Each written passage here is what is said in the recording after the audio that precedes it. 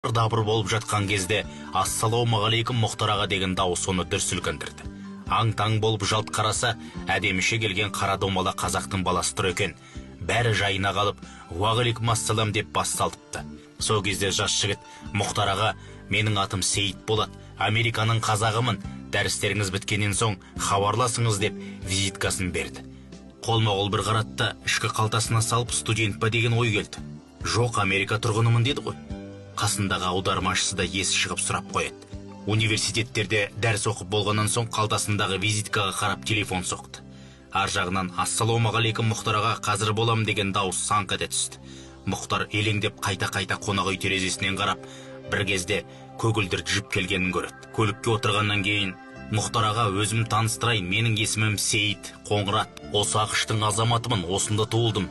Әке-шешем, ата-жем қазақ, орта жүздің Қоңырат руымыз деді.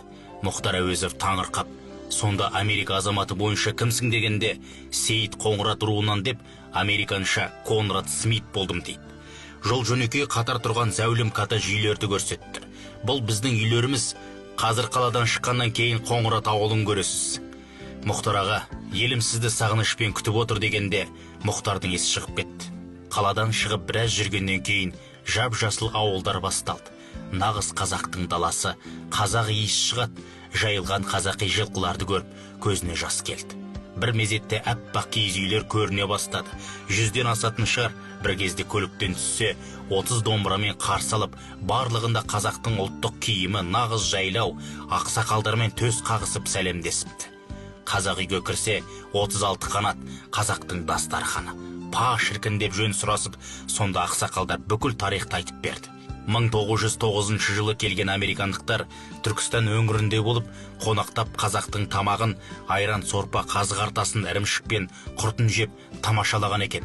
1910 жылы американдық саяхатшылар Николай II патшамен келісім шарт жасасып, Түркістан өңіріндегі бір Қоңырат ауылын бүкіл мал мүлкімен, ат арбасымен, қазан ошағымен 10 жылға алып кетеді. Ондағы мақсаты қазақтың нағыз тамағын Америкаға үйрету болды. 10 жыл өткеннен кейін 1921 жылы патша үкіметі құлап, кеңестер құрылып жатқан кезеңде халық жау атанамыз деп ақшта қалып қойған екен. Қазақи салтты сол қалпында ұстаған. Өз ішінде барлығы таза қазақша сөйлейді.